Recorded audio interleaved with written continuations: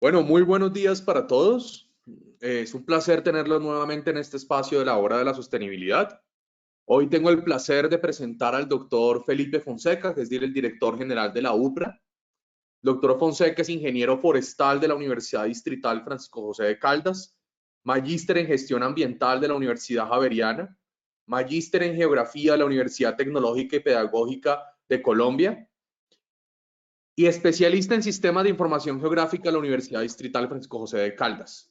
Es el director general de la UPRA desde el año 2013, fue director de Geografía y Cartografía del Instituto Geográfico Agustín Codazzi, y en el sector privado se desempeñó como consultor, principalmente en temas de ordenamiento territorial, planificación de recursos naturales, gestión y evaluación ambiental de proyectos.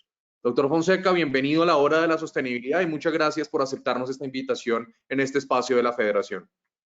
Bueno, a ti, Gonzalo, muchísimas gracias. Un placer estar en este espacio y un gusto poderte saludar y compartir pues esta charla.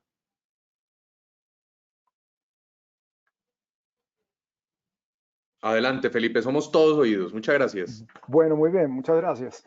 Bueno, esta charla tiene como objetivo principal hablar de un tema que me parece que en temas de sostenibilidad ha sido clave y me parece, y yo a veces lo digo, que es como una especie de hito en materia de ordenamiento territorial agropecuario y es la frontera agrícola nacional. Quiero presentarles de qué se trata, qué es, cómo llegamos a ella.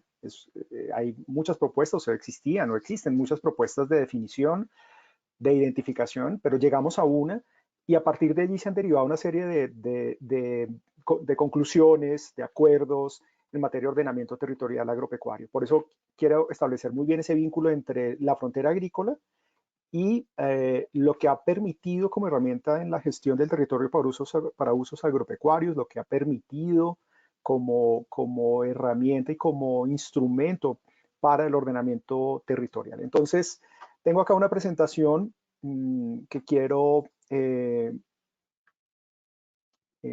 que ya estoy compartiendo mi pantalla, ¿no es verdad? Sí, señor. Sí, ya la estamos viendo. Perfecto, muchas gracias. Entonces, es acá. Bien, entonces, precisamente, ¿qué es la frontera? ¿Cómo la identificamos? ¿Cómo fue definida?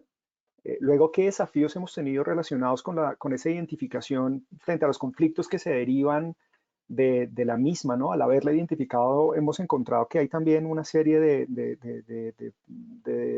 digamos, de conflictos de uso en el territorio, pero también, y es motivo de la charla, justamente esos lineamientos y esos elementos técnicos y jurídicos en materia de ordenamiento territorial agropecuario, que en el caso de FENAVI, de hecho, ha sido uno de los elementos que más nos ha conminado a trabajar conjuntamente, ¿no? En todos estos años, parte del motivo fundamental tiene que ver con el ordenamiento territorial agropecuario. Entonces, voy a ir rápido por esta presentación. Tiene varios elementos. Espero ser suficientemente didáctico para presentar cada uno de estos elementos.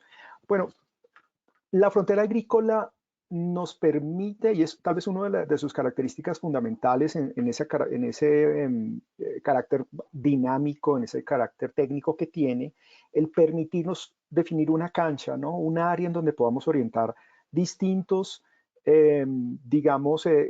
alternativas productivas que nos permitan hacer uso eficiente del suelo, el cual se logra a través de desarrollar actividades de acuerdo a la aptitud que tiene la tierra.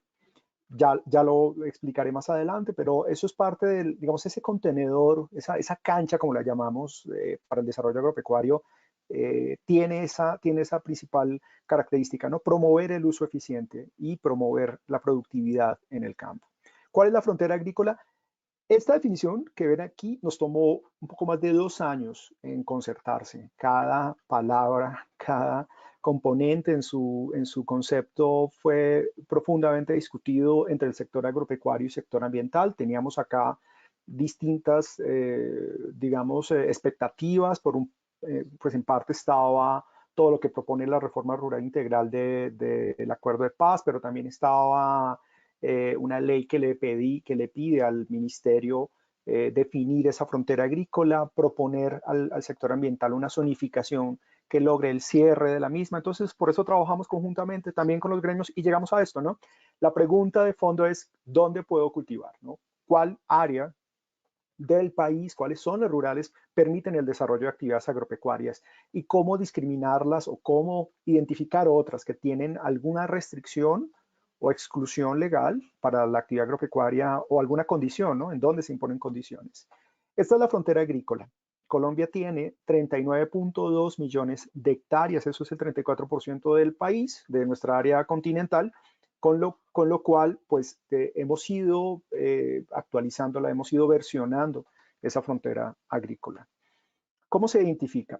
Esta resolución, la 261 de 2018, adopta un concepto, define la frontera agrícola, pero también adopta una metodología para su identificación, lo cual permite que sea dinámica, que en la medida que tengamos elementos de mejor escala o de mejor resolución, incluso temporal, pues hemos ido versionando, ya hemos versionado en 3 ocasiones. Este es el modelo general. Voy a explicar algunos de los elementos que me parecen muy importantes, pero en general, ¿de qué se trata? Primero, de determinar cuáles áreas están ya intervenidas, caracterizar la agricultura familiar, que es algo subrepresentado, descontar los bosques como acuerdo de cero deforestación, complementar esto con otras fuentes de información que nos han permitido mejorar esa discriminación y descontar, por último, porque al margen de la resolución, pues hay una serie de normas y de leyes y de determinantes que restringen el desarrollo de la actividad o que la excluyen para el uso en ciertas zonas del país y así obtener la frontera. Al respecto, en cuanto a agricultura familiar, rápidamente, esta es una propuesta de la UPRA, una propuesta metodológica para identificar áreas que probablemente presenten agricultura familiar. Y es porque es una actividad propia, digamos, de la economía campesina que genera y que hace parte fundamental y que contribuye a la seguridad alimentaria de nuestro país, ¿no? De manera que este es un ejercicio que propone esa caracterización tan importante. También y de la mano con varios gremios, este es el caso de los lotes cafeteros, pues la Federación Nacional de Cafeteros tiene un inventario muy interesante, muy importante de lotes, muy completo sobre todo, histórico incluso. Y eso permitió saber cuáles lotes existieron o se encontraban presentes o identificados hasta 2010. Ya vamos a hablar de esa fecha. 2010, precisamente, esa es una línea de cortes, una línea base que se adopta conforme, por supuesto, al compromiso que adquirió el país cuando se adhirió a la COP21, ¿no? y al Acuerdo de París. Y esa meta que tenemos, vamos por mitad del periodo, ¿no? Son 20 años en el que nos hemos comprometido a reducir precisamente esas emisiones de gases de efecto invernadero, de manera que nos pareció una fecha importante para señalar, para marcar una línea base. Cualquiera hubiera sido arbitraria, cualquiera habría sido objeto por supuesto, de discusión. Sin embargo, teníamos que adoptar una. Y el 2010 pues coincidía con estas fechas, con estas metas y estuvimos de acuerdo con el sector ambiental que era una fecha importante. De manera que esa es la línea base y esto hace que la adopción de la frontera agrícola se convierta de facto en el principal acuerdo de cero deforestación. El mismo sector ambiental lo ha dicho y es que de las principales causas precursoras de la deforestación son, como tal, la deforestación es una actividad ilícita, ¿no? Es un delito ambiental. Luego, todas sus causas son asimismo ilegales, no la agricultura, no las actividades pecuarias. Claramente hay una participación en donde eventualmente productores agropecuarios presionan a su ampliación, pero realmente el gran precursor de la deforestación, como son actividades ilegales, la tala ilegal, las vías ilegales, los cultivos de uso ilícito, bueno, la minería ilegal, y hay una que especialmente se ha promovido en los últimos años y es el acaparamiento o usurpación de tierras. Y este es un fenómeno, digamos, promovido por la especulación inmobiliaria y esa aspiración al reconocimiento de derechos y a la adjudicación de baldíos que realmente presionan esa ampliación, ¿no? Y no propiamente la agricultura ni la ganadería, como tanto, digamos, se correlacionan, ¿no? Ahí hay una correlación un poco perversa porque la ganadería es una actividad muy importante de nuestro país, una actividad económica en las zonas rurales, ancestral, cultural, y no encuentra allí precisamente esa causa, ese origen. Hay tierras importantes y para eso, de hecho, la frontera agrícola nos está permitiendo ver que el potencial que tenemos, ¿no? de producir alimentos, de aprovechar de manera eficiente nuestras tierras, no ve la necesidad de ampliarla, ¿no? Para satisfacer precisamente esas expectativas, y en los procesos de planificación lo estamos viendo. Bien, bueno, dicho esto, hay otras zonas que al margen de la resolución, al margen de esta política, porque es una política del sector agropecuario que se ha adoptado, hay una serie de exclusiones legales. ¿Qué implican o qué representan esas exclusiones legales? Pues un análisis eminentemente jurídico, ¿no? Esto es un análisis legal, de las figuras legales, de las figuras que hay en el ordenamiento jurídico en nuestro país, especialmente las áreas de protección ambiental o áreas de especial importancia ecológica, en donde pues hicimos toda una clasificación, ¿no? Y pues especialmente el Ministerio de Ambiente, ¿no?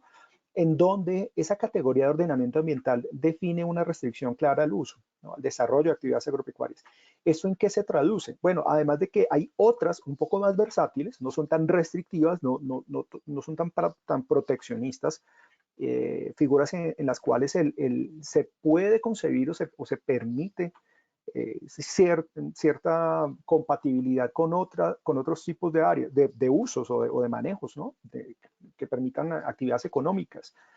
De manera que este inventario, esta recolección, esta recopilación de áreas que tienen este tipo de restricción o de exclusión al desarrollo de actividades agropecuarias, pues se traduce ni más ni menos, fíjense ustedes, la diversidad de áreas que se han declarado, que se han creado, ¿no? Parques, páramos, áreas de ley segunda, parques arqueológicos, entre otras, bueno, especialmente, bueno, las áreas de ley segunda, categoría A. Fíjense, este compendio de áreas suman 26.4 millones de hectáreas, esto es el 23% del país. Y esto se traduce en seguridad jurídica, porque reduce precisamente esa incertidumbre de no saber qué condiciones o qué exclusiones o qué restricciones al uso hay allí, ¿no? Claro, las seguimos complementando. Parte de la dinámica que tiene la frontera agrícola y parte del versionamiento del que ha sido objeto, así es o lo constituye precisamente ¿no? Identificando figuras que se crean a nivel nacional, a nivel regional, por autoridades ambientales o pues por esencia las autoridades locales, los municipios que tienen esta facultad pues constitucionalmente reconocida, ¿no? De reglamentar el uso del suelo. Entonces hemos encontrado en algunos planes de ordenamiento la constitución de estas restricciones al uso que pues en la medida que se identifican se van incorporando y van actualizando la frontera agrícola. Bueno, ¿cómo se incorporan o cómo se consideran las llamadas determinantes ambientales y otras figuras? Bueno, sin duda alguna, en la medida que se identifiquen, pero sobre todo que gocen de un acto administrativo que le dé ese carácter vinculante en el ordenamiento territorial. Así, nosotros las vamos traduciendo en términos de cómo se incorporan al ordenamiento territorial agropecuario, al ordenamiento productivo, al ordenamiento social de la propiedad, que ya lo hablaré al respecto. Pero como tal, la frontera agrícola no es una determinante, no es tampoco una determinante ambiental, no todos los determinantes son ambientales. Entonces, esta resolución lo que hace es adoptar una política de cero deforestación, una política de ordenamiento de la producción agropecuaria, que además fue adoptada también como elemento fundamental para las principales políticas que hoy adelanta, o algunas de las estrategias que adelanta el sector agropecuario actualmente. Ok, dentro de la frontera agrícola, el 30% de esta frontera, son 11,8 millones de hectáreas, tiene alguna condición en el uso, es decir, hay áreas de reglamentación especial que generan una condición en la cual la actividad puede estar permitida o restringida o prohibida. Entonces hay que considerar, ¿no?, la presencia de este tipo de áreas que pueden ser de tipo étnico, de tipo ambiental. Fíjense la cantidad de áreas que se han creado, de figuras del sector ambiental, y muy pocas casi que por su ausencia de tipo agropecuario, ¿no?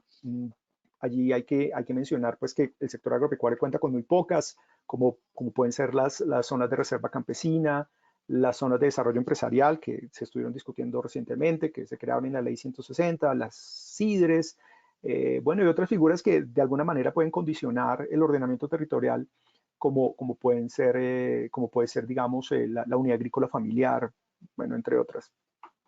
Muy bien, sigamos. Dentro de la frontera agrícola, como cancha del sector agropecuario y como ha quedado claro, ¿no? que reduce esa incertidumbre tanto técnica como jurídica, pues la obra ha venido identificando y caracterizando precisamente el potencial agropecuario y un potencial importante es el potencial de irrigación. Colombia tiene 18 millones de hectáreas con potencial para ser irrigado, todas estas dentro de la frontera agrícola, pero solamente cuenta con 1 millón de hectáreas que han sido beneficiadas con este tipo de servicios, ¿no? de riego, drenaje o control de inundación. Se puede variar, ya lo había respondido, de hecho esta resolución también le da la tarea de actualizar esa identificación y de disponerlo en el CIPRA. Y aquí vamos a hacer una pausa activa con el CIPRA, porque el CIPRA es un sistema de información para la planificación rural agropecuaria, es el sistema de información para la planificación rural agropecuaria, pero que dicho sea de paso, se constituye en su momento como el primer visor. Ya hay varios, ya se han generado otros desarrollos similares, sin embargo, este tiene como característica fundamental la promoción de servicios de consulta, de descarga libre, sin hacer uso de registro alguno, ni darse de alta, etcétera. Es de libre consulta, se puede incluso, por supuesto, navegar a través del celular. Entonces, me refiero al CIPRA porque lo primero que tú encuentras cuando llegas a la aplicación, tú pones CIPRA en Google, te lleva directamente a este visor. Este visor lo que tiene de interesante es que lo primero que te muestra es la frontera agrícola nacional. Por eso, este contexto, ¿no? Clave de cuáles son esas exclusiones, cuáles son esas condiciones, porque aquí lo van a ver, ¿no? En el CIPRA van a encontrar, bueno, a nuestra derecha, pues una serie de botones, una botonera allí con servicios, sobre todo de consulta. Entonces, ahí están nuestras 39,2 millones de hectáreas que se pueden consultar. Fíjense, ahí hay una ventana, un desplegable, un menú desplegable de los departamentos y por departamento sus municipios, ¿no? No puede ver esa cartografía allí. Lo mismo puede hacer con las condicionantes y con las exclusiones legales, que poco a poco hemos ido recaudando y recientemente un propósito firme de ir acopiando también todos esos actos administrativos que soportan la declaratoria o ese carácter vinculante que hay con estas áreas de reglamentación especial. Entonces, este es un ejemplo en Cundinamarca, cuál es la frontera agrícola de Cundinamarca y de Cachipay, por ejemplo, y así para todos nuestros municipios y departamentos. Muy bien, teniendo ahora este contenedor, esta cancha, como le llamábamos para el sector agropecuario, las evaluaciones de tierra son pues un mecanismo, constituyen una herramienta que nos permite identificar ese potencial e identificamos esa aptitud, estas zonas aptas dentro de la frontera agrícola para orientar a sí mismo el uso eficiente. Ya esa traducción de qué aptitud o qué potencial hay, pues permite orientar y dirigir de mejor manera los esfuerzos, tanto públicos como privados. No toda la frontera está cultivada, no toda está siendo usada, hay buena proporción también incluso sin uso o subutilizada, como puede ser otro abordaje. Pero aquí hay una recolección de lo que hasta ahora hemos avanzado a nivel nacional, porque también lo hacemos con departamentos y hemos avanzado de manera pues muy importante, pero vale la pena referirnos a este análisis dentro de la frontera agrícola nacional, ¿no? Y como parte de ese desafío del ordenamiento territorial agropecuario, ¿no? El uso eficiente que promueven el desarrollo de sistemas productivos conforme a su aptitud. Esa aptitud se ha identificado para 35 sistemas productivos. Aquí, pues, a propósito con FENAVI, que fue de los primeros, fue de las federaciones precursoras en ese tipo de análisis. De hecho, ya estábamos versionando ese primer mapa, estamos trabajando este año en versionar el primer mapa, ya se los voy a mostrar, no podía desaprovechar sin hacer alusión a él. Y este año estamos trabajando con otras federaciones, como Federación de Cafeteros, Fede Pasifloras, estamos trabajando el tema ovino, con la cadena ovino caprina y con asobúfalos. Vamos a llegar a casi 40 sistemas productivos, más todos los versionamientos y en algunos casos sistemas que son transitorios, pues tienen incluso caracterizado o identificado su aptitud para cada semestre agropecuario. Todos tienen recaudada en una memoria técnica, ¿no? Sus resultados, sus productos. Estos son análisis sintéticos que integran distintos componentes, distintos criterios y variables biofísicas, agrológicas, socioeconómicas incluso. El componente ambiental que denominamos el socioecosistémico también considera algunos aspectos importantes para que de hecho la actividad agropecuaria contribuya y sea, digamos, apta en ese sentido, ¿no? Entonces, dentro de la frontera agrícola, aquí voy a hacer una navegación rápida. Antes de empezar, estaba aquí colectando algunas imágenes directamente del CIPRE esta mañana. Y entonces, lo primero que uno encuentra, como ya lo mencioné, pues es la frontera agrícola, ¿no? Aquí podemos escoger, fíjense, en ese menú desplegable de la capa, la aptitud avícola. Vemos el mapa actual, ¿no? Que tiene 31 millones de hectáreas, lo estamos, de hecho, versionando. Y uno puede ver ese mapa, puede verlo disgregado a nivel departamental, ver cuáles departamentos tienen mayor área apta, pero también uno reclasificarlos y escoger solo los de alta aptitud. Ver, por ejemplo, Antioquia, que tiene si bien no es el departamento, perdón, con mayor aptitud, pero clasificado por alta aptitud, si es el primero, tiene 1.900.000 hectáreas, entonces uno puede ver cómo se comporta la aptitud en Antioquia, bueno, entonces lo puede descargar, lo puede exportar, etcétera. Y viéndolo a nivel departamental, el CIPRA pues puede también hacer lo propio a nivel municipal, ¿no? Aquí de 6.2 millones de hectáreas que tiene Antioquia, 2.7 son de alta aptitud, perdón, 2.7 son aptas, 1.9 de alta aptitud, y luego ya te puedes ir al municipio que consideres y, bueno, y hacer lo mismo, hacer lo propio. Pero acá me quedo en este caso de Yarumal haciendo este barrido rápido por el CIPRA, pues que además aprovecho para invitar a que lo conozcan. Nuestros productores nos decían, mire, muy interesante eso para el municipio, para los tomadores de decisión, para el ministerio, para las gobernaciones, pero yo no administro un territorio, yo administro mi finca, yo administro mi predio, mi proyecto. Entonces, atendiendo esos requerimientos de muchos usuarios, generamos este botón que ven acá, que parece como una mira, y se llama aptitud por punto de interés. Entonces, aquí, para el caso de Yarumal, fíjense, yo lo que hice fue escoger cualquier punto, aquí, al azar, pero puede ser por coordenadas, incluso yo navegué y dije, bueno, aquí queda mi punto de interés. Incluso se puede hacer por matrícula inmobiliaria o cédula registral. Con esos identificadores es posible saber qué aptitudes hay allí. Y muy interesante es porque te dice, mira, aquí en Yarumal efectivamente tienes aptitud para el establecimiento de granjas avícolas, pero también para un conjunto de alternativas productivas que en la medida, pues, evidentemente que la aptitud se vaya reduciendo, ¿no?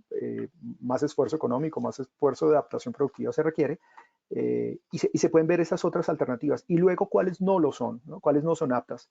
¿No? Y esto es muy interesante.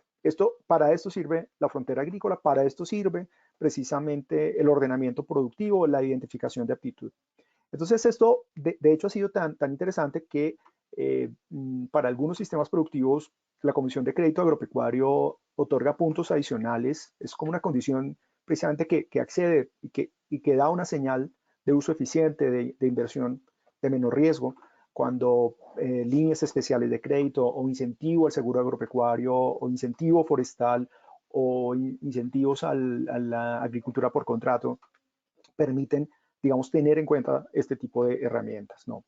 Ahora bien, ¿qué desafíos? Y vamos para el tema territorial, ya lo hemos dicho, pero vamos, digamos, rápidamente a plantear el tema de los desafíos de la frontera agrícola y sobre todo en materia de ordenamiento territorial.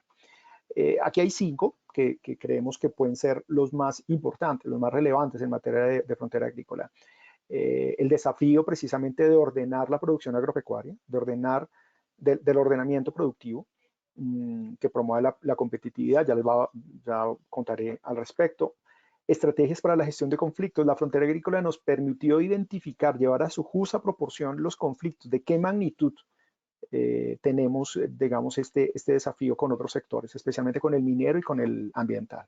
Orientar la política de ordenamiento social de la propiedad, cómo incide o cómo se tiene en cuenta la frontera agrícola en materia de OSP o de regularización, formalización, adjudicación. Vamos a hacer un repaso corto. ¿Cómo combatir esa deforestación? No podemos ser ajenos, sin duda, si bien decimos que lo promueven actividades ilícitas, cómo hacer frente a la deforestación y cómo se puede adaptar y cómo se puede tener en cuenta por parte de los entes territoriales en el ordenamiento territorial. Y ese quinto tal vez es el más importante o el de más interés y que con FENAMI hemos estudiado muchísimo porque pues precisamente en algunos casos pues si hay sectores que se sienten, voy a decirlo así, damnificados del ordenamiento territorial, pues por supuesto que está allí la actividad avícola. Hay otras también que han tenido, digamos, ese efecto derivado de los cambios en el uso del suelo, pero acá hay una herramienta que permite gestionar precisamente esos conflictos y poder encontrar allí algunas alternativas de solucionar los mismos. Bueno, rápidamente, y aquí no me tomo mucho tiempo. En primer lugar, el ordenamiento productivo. Acogida la definición de frontera agrícola, ha acogido un caso al cual le dedicamos un esfuerzo importante que fue la producción de madera, ¿no? Una política de ordenamiento para la consolidación de la cadena forestal, el establecimiento de plantaciones forestales para la obtención de madera, pues fue precisamente un precursor de un propósito que quedó en este Plan Nacional de Desarrollo y es una estrategia de ordenamiento productivo de la frontera agrícola nacional. Y aquí tenemos como meta formular 4 planes, que bueno, van a ser 5 de hecho, de ordenamiento productivo. Estamos trabajando simultáneamente acciones de corto plazo en una estrategia de ordenamiento de la producción, en donde están las que allí ven referidas, leche, arroz, leche, acuicultura, papa, aguacatejas, etcétera. Pero simultáneamente estos planes estratégicos, los planes de ordenamiento productivo, estamos trabajando 4, que son 5 realmente, cadenas que fueron priorizadas para ordenar precisamente y para formular esta política de ordenamiento productivo. Claramente esa aptitud y esa política está confinada dentro de la frontera agrícola, pero especialmente hacia zonas y hacia núcleos o zonas que se procuran conglomerar en esa visión y en esa propuesta de la economía conocida como el clúster, ¿no? De manera que estamos trabajando el caso del arroz, el caso del maíz, que arrancó este año y que, pues, del cual hemos tenido unas discusiones muy interesantes y que ha convocado a distintos actores que se han sumado en esta iniciativa. Hemos conformado recientemente una mesa y un grupo base en donde pues, se han identificado estos actores que directa o indirectamente tienen que ver con el maíz, ¿no? Y una discusión allí muy importante. Está también el caso de la papa, que iniciaremos próximamente, probablemente el otro año. Y el caso de la ganadería, que se decidió trabajar simultáneamente en 2 planes, un plan para la producción láctea y un plan para la producción cárnica. Este es uno de los desafíos, no voy a entrar en detalle, pero esto es parte de lo que avanzamos. En el caso de la política forestal fue el precursor, esto lo arrancamos a trabajar en 2013, fue el primer ejercicio de planificación que iniciamos, que fue finalmente adoptado a través de una resolución, ¿no? del Ministerio de Agricultura y tiene todas las acciones, los presupuestos, tanto públicos como privados. El año pasado se trabajó en el plan de ordenamiento productivo de la cadena de arroz 2019-2038, está en proceso de adopción, define esa meta a largo plazo, en fin, todas estas acciones, toda esta información está también a disposición y estamos trabajando el caso de la cadena de maíz, como ya lo mencioné, y el de la láctea. Acabamos también de inaugurar el proceso cárnico, también con un grupo base, y bueno, y vamos trabajando en estos temas. Bueno, muy bien. Vamos a hablar entonces ahora de esos conflictos y ese desafío en materia de gestión de los mismos con la frontera agrícola, porque encontramos que así como está definida la frontera agrícola, pues evidentemente persisten y se identifican actividades agropecuarias por fuera de la frontera agrícola, especialmente con zonas de protección ambiental. De lejos, pues tenemos el principal conflicto en las reservas forestales de ley segunda clase A, ¿no? Aquí se consolida 57% del desafío de conflictividad que tenemos. Sigue el tema de páramos, es decir, tenemos 383.000 hectáreas en esa línea definida, esa línea base definida por el Humboldt como páramos, pero fíjense luego cómo la ley de páramos que está en proceso de reglamentación nos puede ayudar a resolver el 60% de ese conflicto con la figura de bajo impacto y otras, ¿no? Tenemos otros conflictos allí identificados. Entonces, estos son 383.000 hectáreas.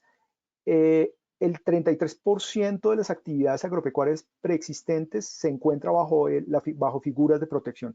¿Qué quiere decir eso? Fíjense, de las 383.000 hectáreas, pueden persistir con esa figura de bajo impacto 254.000. Se resolvería el 66%, pero persiste el 33,7% que, además de encontrarse en páramos, está en otra figura de protección. Son esas áreas de exclusión legal que vimos que configuran la frontera agrícola. Entonces, aquí hay dos manejos distintos. La conversión o la reconversión productiva, no necesariamente el cambio en el uso, pero sí en la práctica y en el tipo de actividad agropecuaria que se hace en el páramo, para el caso de estas áreas que quedan condicionadas y donde persista la agricultura, donde se encuentra la agricultura en áreas de protección ambiental, pues a lo que allí se recurre y lo que se tiene que promover entonces es a su sustitución.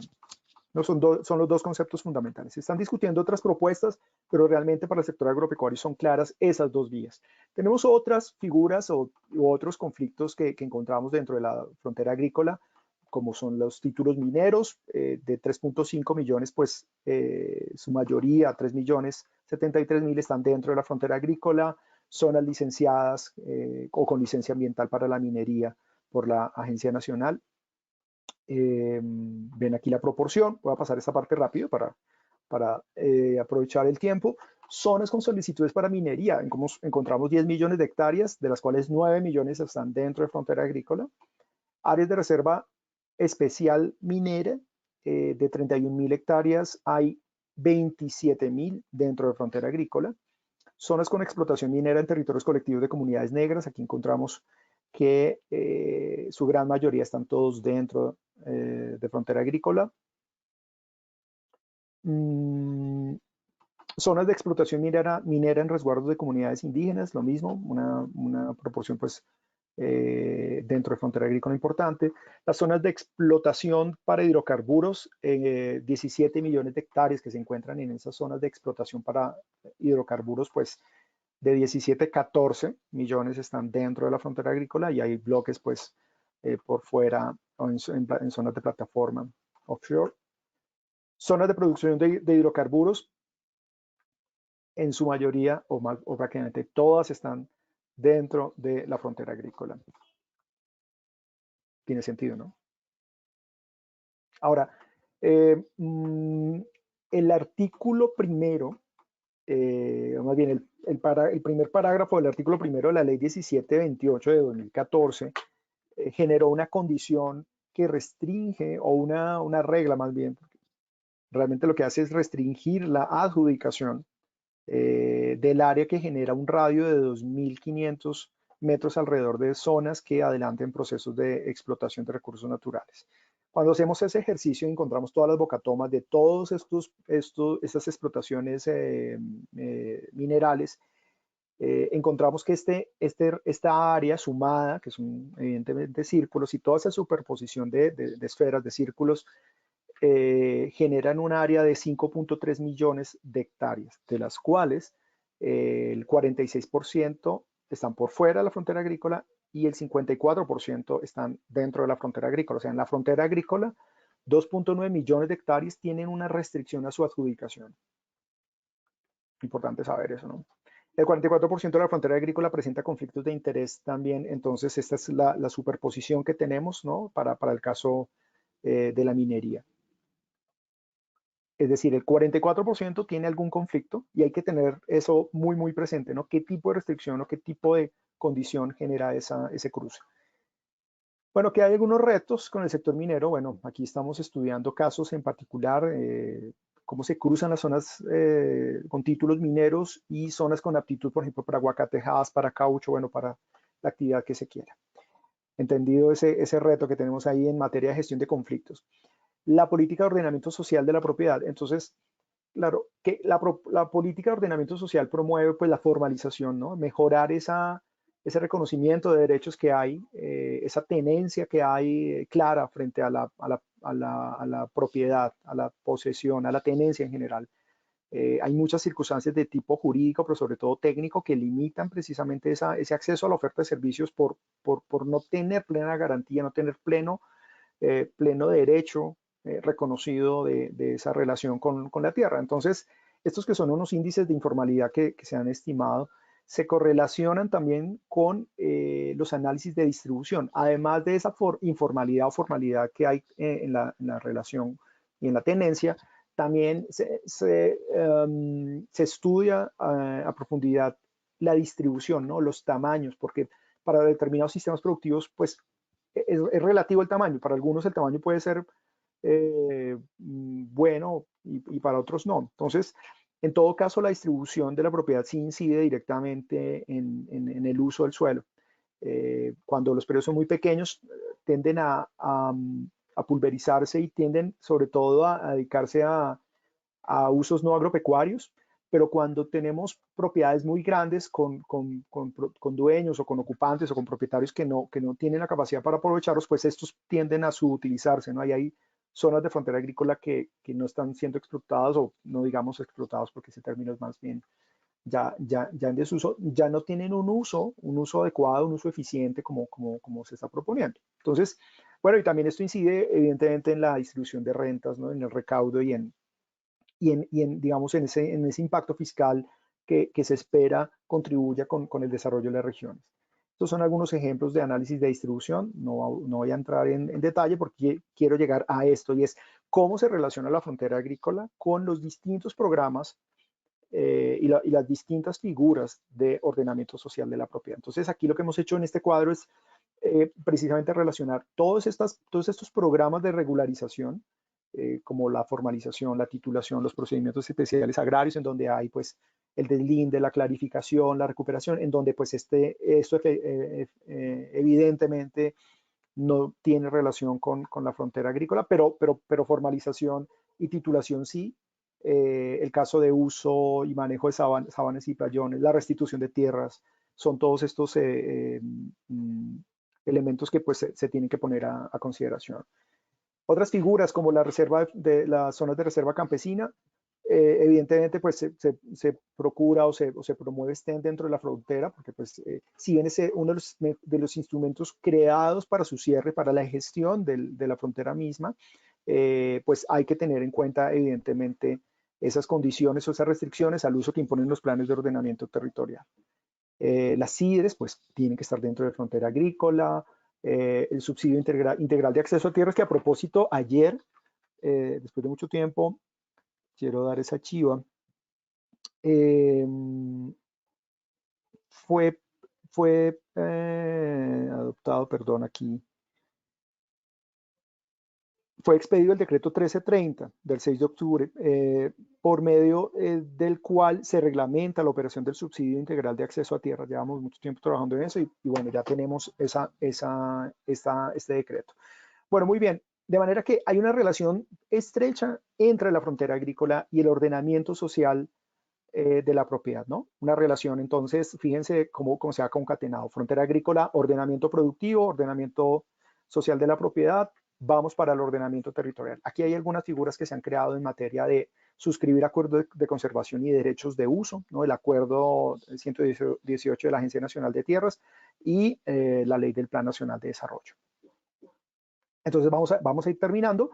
La digamos, en materia de contener la deforestación, pues, digamos, encontramos aquí propósitos precisamente y estrategias, especialmente en la Amazonía, ¿no? Por la sentencia 4360-2018, ¿no? Hay un compromiso del Estado y de todas sus entidades en detener esa ampliación. Entonces, se están adelantando gestiones y digamos, sobre todo el sector ambiental, lo que promueve son figuras como el pago por servicios ambientales, la financiación de proyectos de este tipo para evitar la ampliación de la frontera agrícola. Este buffer que encuentran allí es un buffer que identifica áreas en donde hay principales frentes de ampliación de la frontera agrícola y pues en eso se viene trabajando. Y por último, pues la UPRA es tal vez, bueno, a diferencia de otras entidades, no es una entidad, como se nota, ejecutora de política.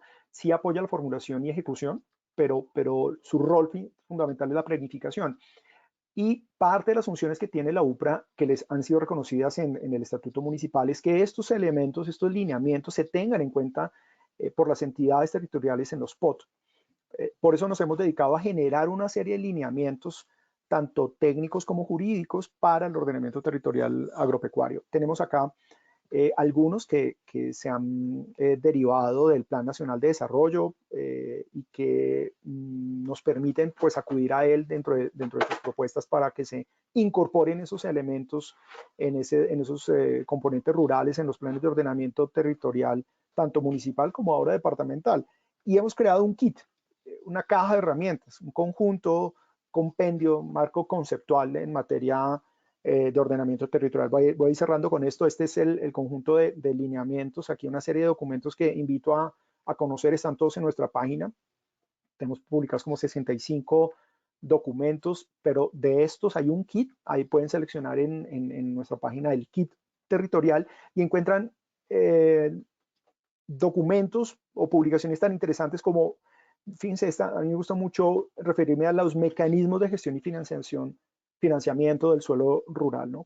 ¿Qué figuras existen y qué figuras tienen los entes territoriales para promover y gestionar, además del impuesto predial? Pues hay otras figuras que permiten financiar precisamente el suelo con fines agropecuarios, ¿no? Cómo blindarlo, cómo hacer uso de las unidades de planificación rural. La ley permite crear estas figuras y que, por ejemplo, se protejan zonas como las que han sido objeto de adecuación de tierra, los distritos de riego, bueno, en fin, cómo llenar de contenidos los planes de ordenamiento territorial tan vacíos y tan carentes de este componente, más en asuntos agropecuarios. Y bueno, eso daría cada uno para una charla en particular, son elementos y son lineamientos que se ponen allí a consideración en nuestra página web. Parte de esos lineamientos se han ofrecido tanto a municipios como departamentos especialmente, y estos son algunos de los lineamientos más importantes, ¿no? La definición de estas áreas estratégicas para la producción agropecuaria, la caracterización de productores, la evaluación de tierras que adelantamos también con varios departamentos, la caracterización del ordenamiento social de la propiedad, bueno, la formulación de los planes de ordenamiento departamental como, digamos, una forma con la que la norma, la ley le reconoce una facultad también que tienen los departamentos, además de los municipios, en ordenar esa colcha de retazos, en generar unos lineamientos supramunicipales que logren armonizar esos planes municipales, ¿no? En su jurisdicción. Y bueno, y otros elementos en materia de gestión de riesgo y gestión de información. Bueno, yo no voy a detallar ya en estas últimas, creo que ya lo he mencionado, es parte de las tareas que estamos adelantando. Recientemente hemos apoyado pues a la Agencia de Desarrollo Rural, a la Agencia de Renovación del Territorio, hemos suscrito convenios con más gobernaciones y bueno, esto sería todo, Gonzalo. Muchísimas gracias. Creo que estuve justito en el tiempo para dar paso, por supuesto, a las inquietudes y por supuesto a las preguntas que se tengan. Muchísimas gracias.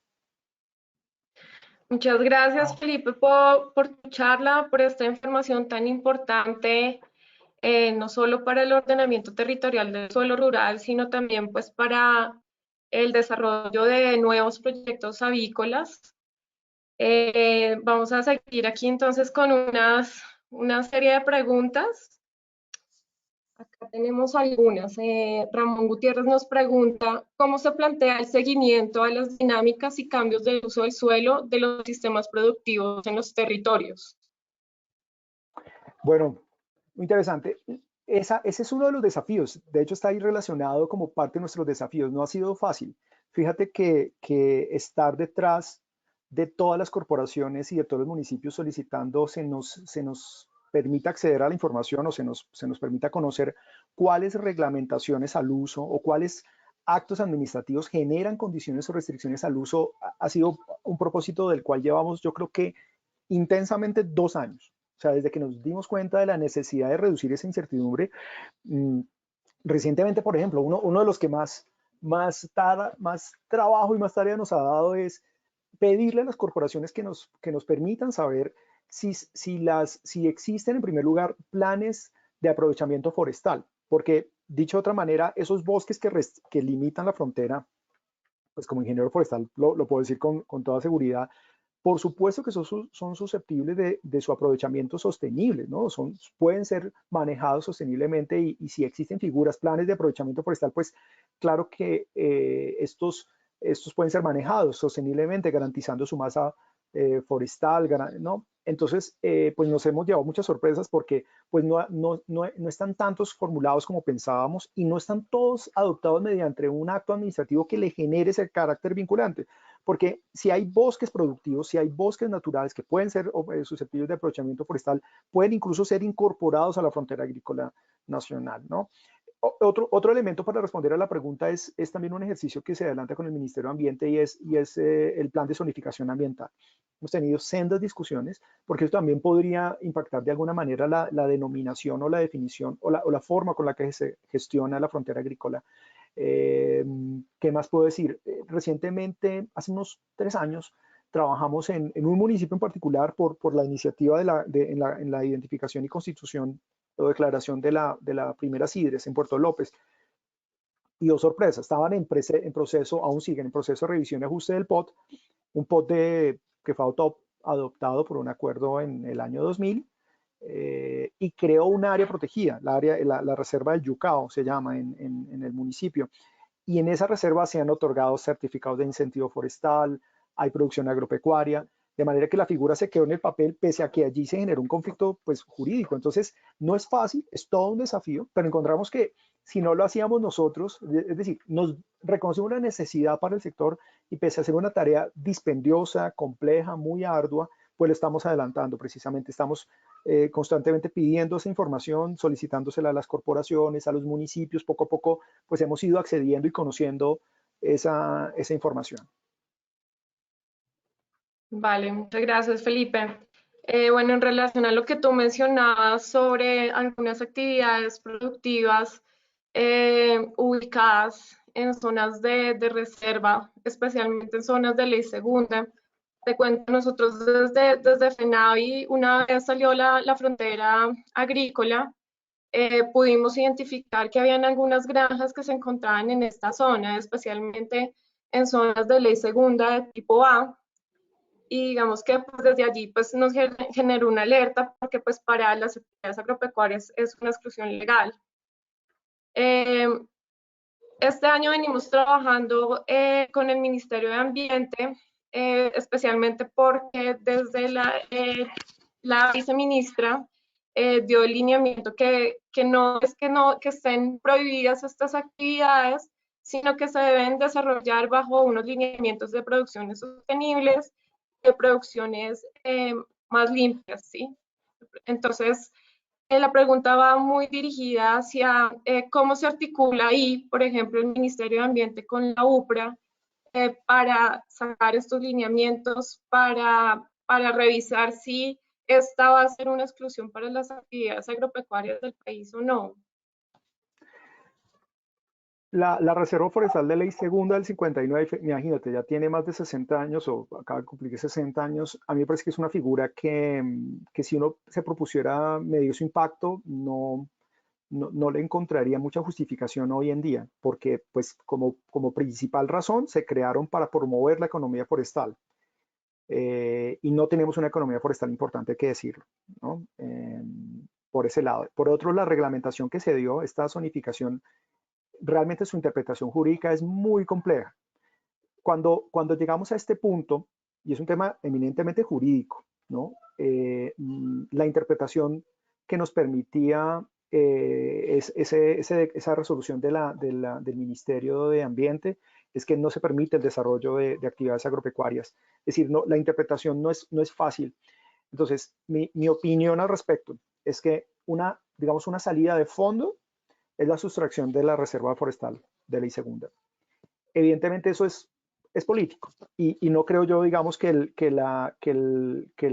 Ministerio de Ambiente pues apoye esta idea.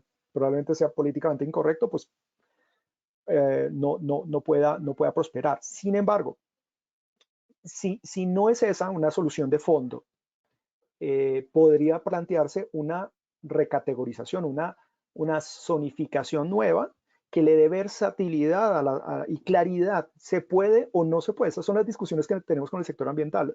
Hay conceptos muy teóricos, muy como muy del ambientalismo que pretenden constituir museos vivos, intocables, pero esas figuras digamos que no conviven con el establecimiento y el asentamiento de población, especialmente campesina, que pues, necesita vivir y necesita desarrollar actividades económicas que le permitan un modo de vida digno, ¿no?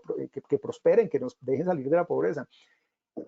Obviamente esto sin desconocer los compromisos que hay en cuanto a la conservación y al manejo sostenible. Pero frente a tu pregunta, sí se han intentado algunas figuras, por ejemplo, el desarrollo de contratos de uso en estas reservas, bueno, se resolvió para el tema en zonas B y C. El tema en A no es fácil, ¿no? El tema en A no prosperó, la discusión fue muy fuerte, digamos, al interior, para tratar de conjurar una figura de estas en reservas de ley segunda tipo A, porque pues tampoco se firmó, digámoslo, ciertamente, no se han firmado, incluso un primer contrato de uso en B ni en C, entonces pues eso aún sigue, digamos, en conflicto. Entonces, pues yo qué te diría, Estefanía, yo insisto, yo creo que mira, el conflicto que tenemos en vastas zonas, el 40% del Quindío, zonas en Guaviare, el Cesar, el mismo municipio de Valledupar, están en zonas de ley segunda, tipo A, y yo En el creo que Valle, en el Pacífico, en la en el Reserva del Pacífico. Pacífico son 10 millones de hectáreas que están en esa categoría, ¿no? Son 10 millones de hectáreas y ya pues dado la cifra frente a frontera agrícola. Luego, no, frente a frontera no porque está toda excluida, pero sí 1.600.000 hectáreas de actividad se desarrollan en esta zona. Entonces, es muy importante esta inquietud. Me parece que esa posibilidad que abre el Código de los Recursos Naturales, aquí gracias Luz Marina, asesora técnica de la UPRA, con quien adelantamos esas discusiones con el sector ambiental, y es que los productores, digamos, da la posibilidad que los propietarios puedan solicitar la sustracción de los predios que ya no tienen la función de ley segunda.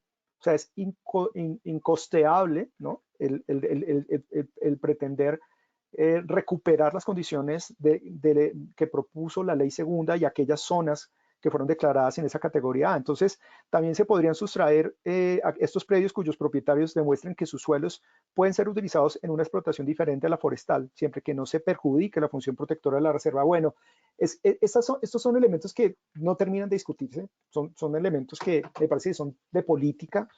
Digamos que entre los técnicos nos damos mucha madera, como forestales además, pero yo realmente mi conclusión es que es una figura que se desnaturalizó y que realmente de fondo debieran sustraerse. Eso resolvería muchos conflictos y sobre todo sería la oportunidad extraordinaria para ponernos de acuerdo, pero sobre todo para ser claros, porque hay figuras muy confusas, sobre todo denominaciones que no se entienden.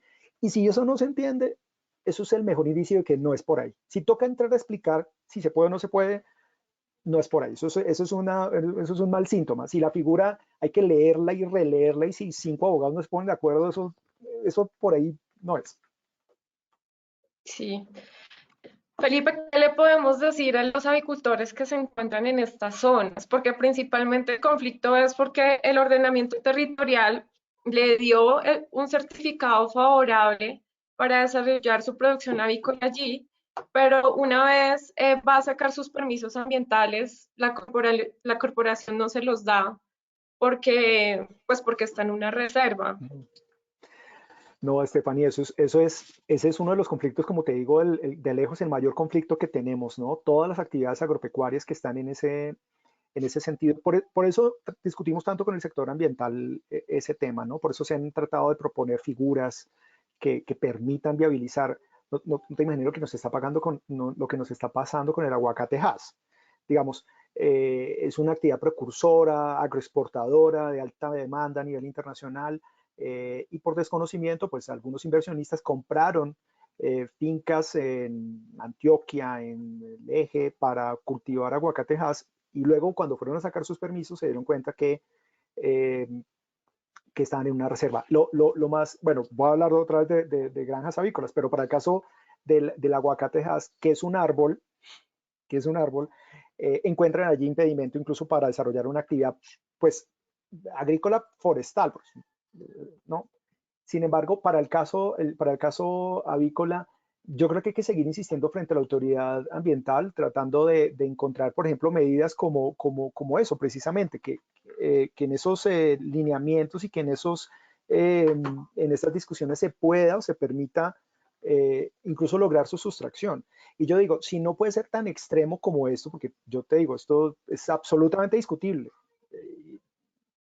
pero me atrevo a decirlo porque es que no encontramos salida. Yo creo que la salida es la sustracción, que se gestione las sustracciones siquiera de su predio, porque es que se puede demostrar que o que vamos a hablar de la infraestructura instalada, de las mejoras que se han dado en estos predios, ¿no? Y pues qué mejor que el gremio que lo sabe, que no son pocas las inversiones a las que se recurren para instalar una granja, no estamos hablando de una actividad confinada, bajo techo, de ambiente controlado, etcétera.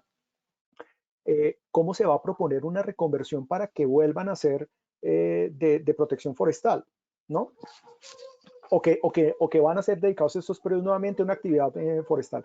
Entonces y como ingeniero forestal lo digo, yo creo que realmente, si no es una sustracción, que a mí me parece la solución de fondo, una rezonificación como una vía, o si no, una sustracción a nivel predial, que sea el predio que se sustraiga de esta reserva. Yo creo que eso tendríamos que hacerlo si no logramos entender muy bien estas figuras, pero realmente son muy confusas. A mí me cuesta mucho explicarlo porque es que tú vas a leer la resolución y es confusa. Y eso, como te digo, Sí. eso es un mal indicio.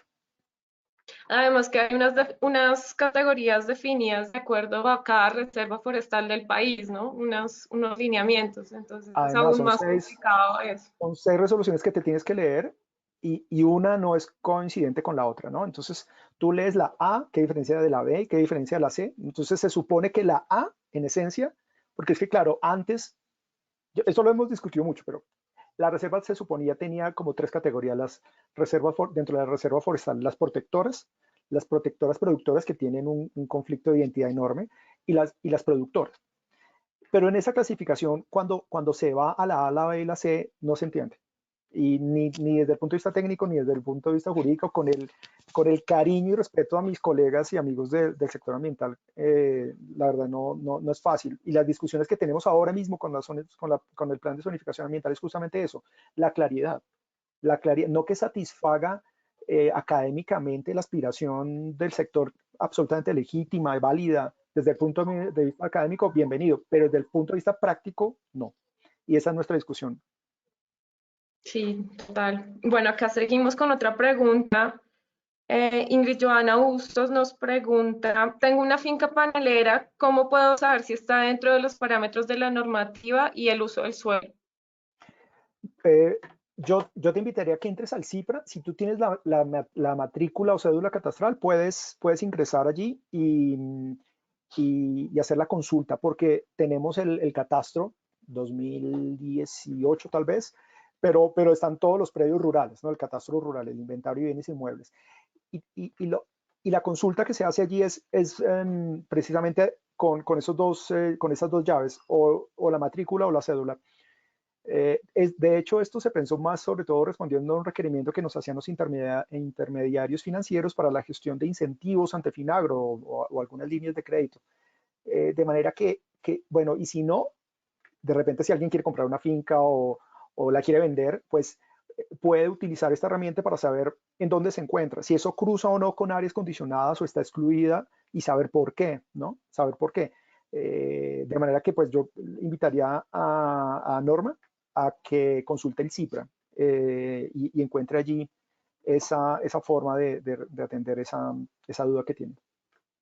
Vale, perfecto. Ahorita hablabas de Finagro, doctor Felipe. No sé si nos puedes profundizar un poquito esa articulación que ustedes tienen desde la UPRA con Finagro. Claro. No, de hecho con Finagro, que somos literalmente vecinos, ¿no? Estamos incluso en el mismo piso, en el mismo edificio, en la 28 con 13 en Bogotá. de años atrás hemos venido trabajando simultáneamente en este tipo de temas y este conocimiento mutuo nos permitió pues llevar al Ministerio de Agricultura y a su vez a la Comisión Nacional de Crédito Agropecuario la adopción van 11 o 12 mapas, creo que vamos ya por 12 mapas o cadenas que cuentan con, vamos para 40, pero digamos de estas 12 se han llevado a la Comisión Nacional de Crédito Agropecuario para acoger justamente esta definición de aptitud. Y dentro de la aptitud, no, incluso no toda la aptitud, si está dentro de aptitud es como una condición de viabilidad, pero hay una condición adicional si se encuentra en zonas de alta aptitud y que cuentan con un índice de desempeño productivo municipal que les otorgue esos puntos. El índice de desempeño productivo municipal es una herramienta que la UPRA le lleva al Consejo Nacional de la cadena respectiva, porque antes de llevarlo a la comisión pasa por el seno del Consejo Nacional de cada cadena. Entonces, lo que se propone es que dentro de la frontera productiva de cada cadena, dentro del mapa de aptitud, se toman las zonas de alta aptitud. Y esas zonas de alta aptitud, además, se cruzan a nivel municipal con la frontera municipal, la aptitud municipal, la alta aptitud municipal, la preexistencia de la actividad agropecuaria, la producción o la productividad de estos municipios, y eso genera un índice al final, es una ecuación pues nada compleja, que nos da un ranking de municipios. Y es en esos municipios y en esas zonas en donde Finagro tiene la posibilidad de otorgar pues, puntos adicionales en líneas especiales de crédito, en incentivo al seguro agropecuario, el certificado de incentivo forestal, de hecho cuenta con puntos adicionales en ese sentido. Entonces, lo interesante allí, además, Estefanía, es que eso cambia la lógica del otorgamiento de créditos y de apoyos financieros. Recientemente, de hecho, Bancolombia, que nos ha pedido profundizar el dominio de esta herramienta como es el CIPRA, para la financiación de otras líneas y créditos agropecuarios, ¿no? Ya hay más banca interesada en apoyar la producción en el campo, como pues no solamente el Banco Agrario, sino Da Vivienda, Bancolombia, entre otros, haciendo uso de estas herramientas porque encuentran esa capacidad sintética que hay en estos mapas de aptitud para orientar y decir, bueno, usted es libre de cultivar lo que quiera donde quiera, ¿sí? Pero si se le va a prestar plata, ¿no?, de un banco o más cuando se trata del erario, pues la responsabilidad es mayor en cuanto al uso de estas herramientas técnicas para focalizar y dirigir eficientemente estos recursos. Entonces, claro, usted es libre de cultivar lo que quiera donde quiera, pero si va a usar plata pública, tenga en cuenta estos elementos.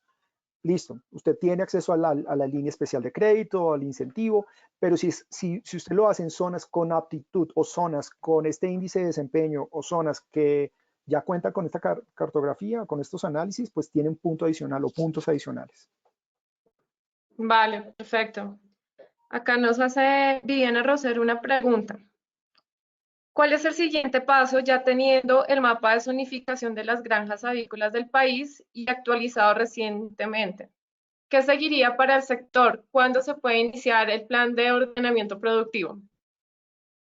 Bueno, no, a Viviana, muchas gracias por la pregunta. Bueno, pues, ¿qué sigue?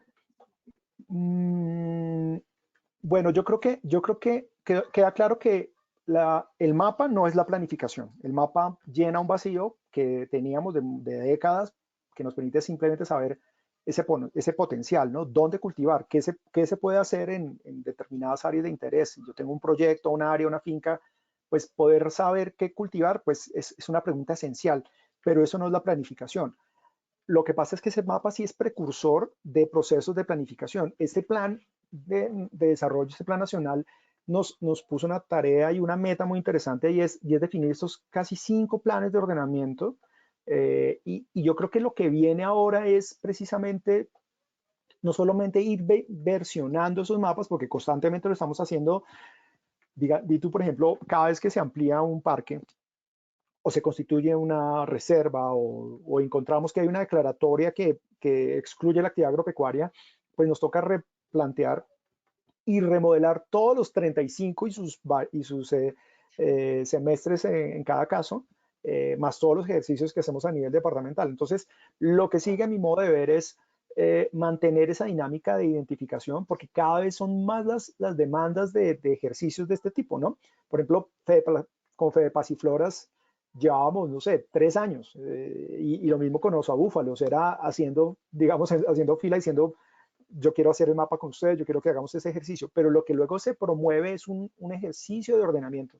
Lo que estamos haciendo hoy, por ejemplo, en Maíz, pues nos ha hecho trabajar muy de la mano con FENAVI, con el FENALCE, con la ANDI, con las cámaras, pero también está allí Federal, Acosemillas, es decir, estos son escenarios extraordinarios y es la conjunción de esfuerzos precisamente para definir de manera conjunta cómo nos vemos en 20 años. Entonces yo creo que eso es a lo que nos lleva, ¿no?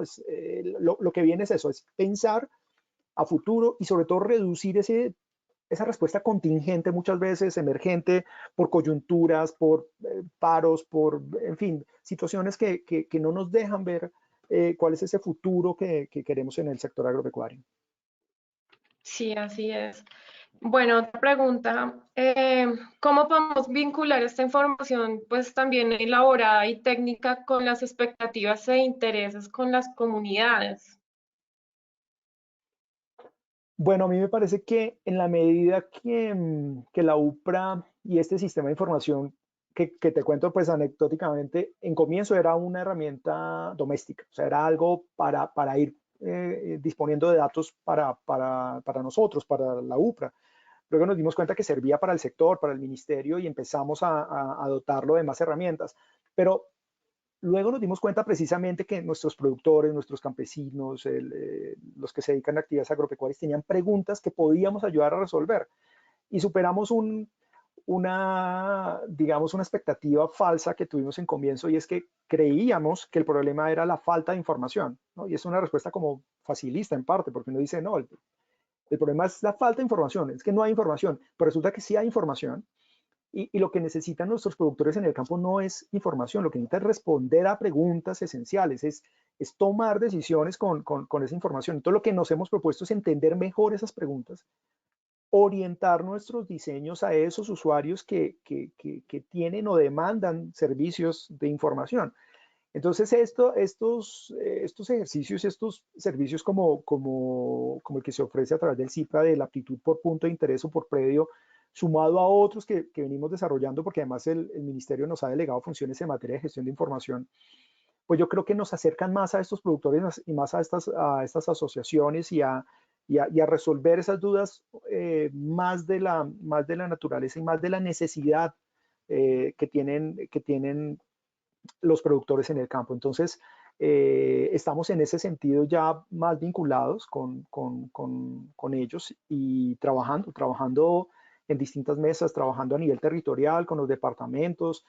Ahora que estamos, por ejemplo, de cabeza trabajando con las evaluaciones agropecuarias que ahora, a partir de este año, están a cargo de la UPRA, fíjate que estamos con todas las gobernaciones, con muchos municipios, entendiendo más esa ruralidad, tomando datos desde el campo, aprovechando esta virtualidad, de hecho, para hacer de estos procesos, pues, operaciones mucho más eficientes y más oportunas, es decir, mucho más rápidas y económicas, logrando una mayor conexión y entendiendo mejor, digamos, esas situaciones en el campo.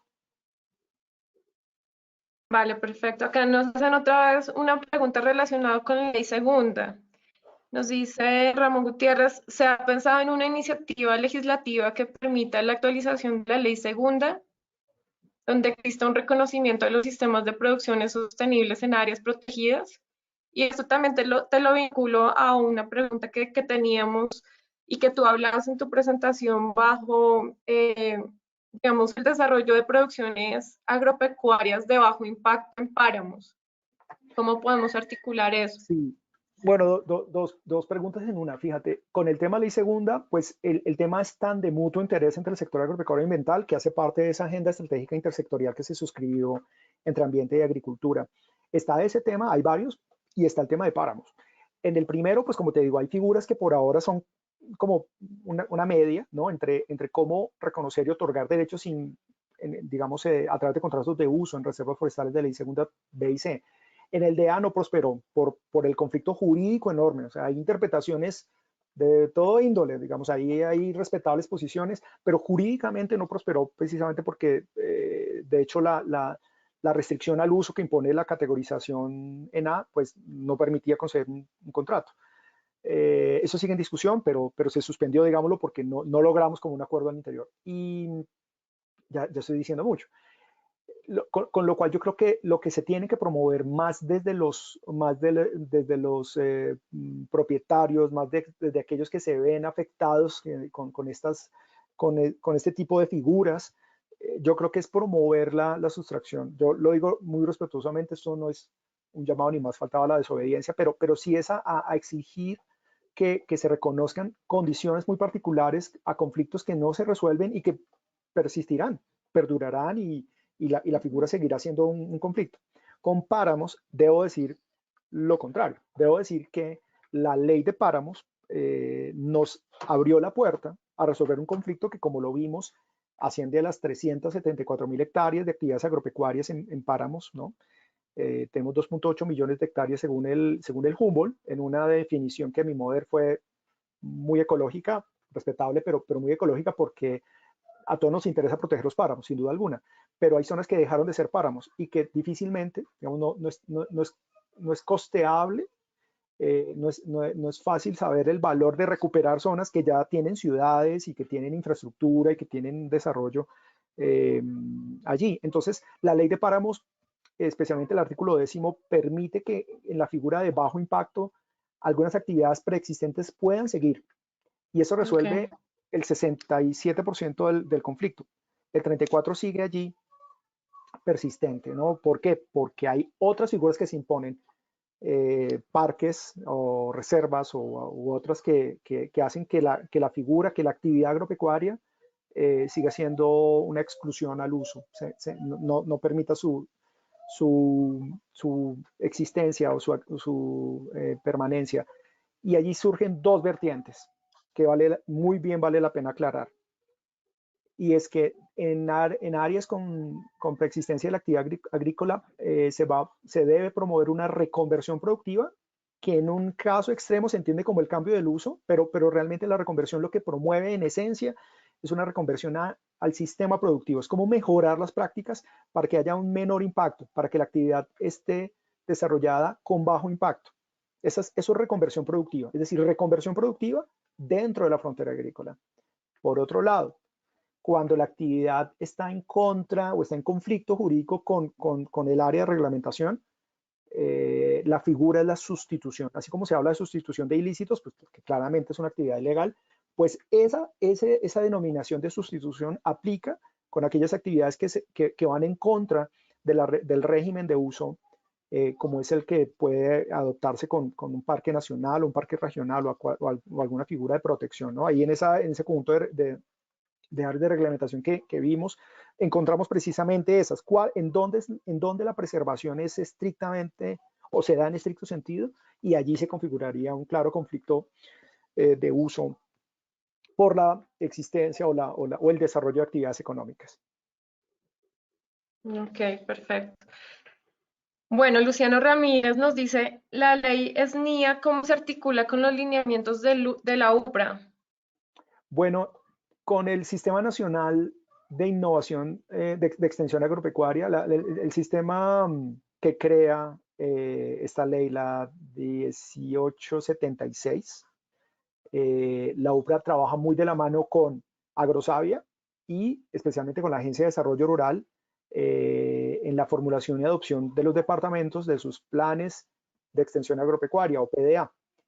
Allí lo que hacemos es articularnos pues digamos en doble vía, porque como venimos de tiempo atrás trabajando con algunas gobernaciones o departamentos en algo que es muy importante, y es la identificación y priorización de alternativas productivas, lo cual permite que ese ranking de actividades productivas sea referente, concertado en el marco de su CONSEA, en el marco de sus CMDRs, para, digamos, orientar una agenda y una estrategia de ordenamiento de la producción, de desarrollo rural agropecuario, que debe orientar precisamente los planes de extensión agropecuaria, hacia dónde y hacia qué actividades tienen que orientarse la investigación y la extensión agropecuaria, pues precisamente a esas apuestas y a esa priorización de alternativas productivas en el marco del SNIA. Vale, perfecto. Acá nos hacen otra pregunta, Cristian Páez. hasta dónde la frontera agrícola nacional puede ser un instrumento que apoye la lucha contra la deforestación. Y yo le Pues adicionaría algo también, cómo nos puede, o sea, cómo la UPRA puede apoyar también esa gestión de adaptación al cambio climático, que también es un tema bastante importante. sí, yo diría, Cristian, que más bien la frontera agrícola, como lo dije y lo repito, la resolución 261 de 2018 es el acuerdo de cero deforestación del sector agropecuario, tajantemente. ¿Por qué? Porque define un marco, define y adopta una metodología para identificar una frontera. Desde el sector ambiental hemos recibido múltiples críticas, buenas y malas, ¿no? Hay quienes pues ven en eso un compromiso serio del sector por no incentivar y no ser cómplice de la deforestación, pero también tenemos posturas en donde dicen, no, es que no se puede decir que hay zonas que son productivas y otras que no lo son. Claramente, y vuelvo y digo, hay zonas donde los bosques pueden ser con, digamos, con aprovechamiento forestal un mecanismo para que comunidades puedan vivir dignamente de esta actividad. Sin embargo, digamos, las figuras o los actos administrativos que lo adoptan o no existen, no son claros o no hay propiamente un ordenamiento forestal, ¿no? Ese recaudo lo estamos haciendo, de hecho. ¿Por qué? Porque si encontramos que hay planes de aprovechamiento forestal adoptados por una autoridad ambiental que definan y delimiten, este es un bosque natural que puede ser sujeto de aprovechamiento forestal, eso automáticamente entra a la frontera agrícola y en esas estamos. Estamos precisamente recogiendo y recaudando esa información, pero valga la pena decirlo, la frontera agrícola debe ser entendida como eso, como un acuerdo de cero deforestación, porque ahora que estamos en tiempo de confinamiento, precisamente las acciones del sector agropecuario, el emprendimiento, el apoyo al desarrollo de actividades agropecuarias se confina en la frontera agrícola y eso de por sí refleja, digamos, ese compromiso cero de deforestación. Claro, el compromiso en materia de cambio climático, Y de ¿qué podemos decir? adaptación, que es Y muy de importante, adaptación. digamos, toda la experiencia técnica que pues, ustedes desde la UPRA nos pueden brindar en este tema de adaptación al cambio climático. Pues yo creo que definida e identificar la frontera agrícola, la manera en la que nosotros contribuimos a esa adaptación al cambio climático tiene que ver, en primer lugar, al excluir técnicamente las coberturas naturales, ¿no? Al reconocer esa importante prestación de servicios ecosistémicos, genera precisamente ese compromiso, se configura, digamos, y se plasma allí ese compromiso, porque fíjate, el gran potencial que tiene nuestro país en áreas que ya están transformadas, en áreas que ya están intervenidas, da la señal clara de que no es necesario ampliarlo más. Es decir, tenemos potenciales extraordinarios. Por ejemplo, en el caso avícola, pues decir que tenemos más de 30 millones de hectáreas, eso es un mundo infinito. Digamos, por lo confinado, me refiero, y digamos, por el área, digamos, que demanda la actividad avícola. Pero qué decirlo de otras. Por ejemplo, en arroz podemos tener, no sé, un potencial de 14 millones, pero nuestra meta es no superar las 650.000, 700.000 ya es mucho por año, ¿no? En una actividad transitoria. Palma, por ejemplo, Palma puede tener 13 millones, 15 o 16, es un potencial extraordinario cuando sus metas no superan el millón, ¿no? Hoy tenemos 500 en aprovechamiento, 750.000 establecidas, digamos, su meta no superaría el millón. De manera que eso, digamos, es el principal indicio, ¿no? Y lo otro, pues también hay que decir que la UBRA tiene a cargo una operación y un sistema que nos va a dar luces para la gestión del seguro agropecuario que también reduce y mitiga esos posibles impactos en materia de adaptación al cambio, como es el sistema de información para la gestión del riesgo agropecuario, que lo componen 4 módulos o 4 principales componentes. La gestión del riesgo agroclimático, muy de la mano con el IDEAM, la gestión del riesgo sanitario, fitosanitario, zoosanitario con el ICA, la gestión y el módulo de riesgos de mercado, lo estamos haciendo y se lleva muy de la mano con el Banco Agrario, y los otros son los riesgos financieros y estos pues los hacemos de la mano con Finagro.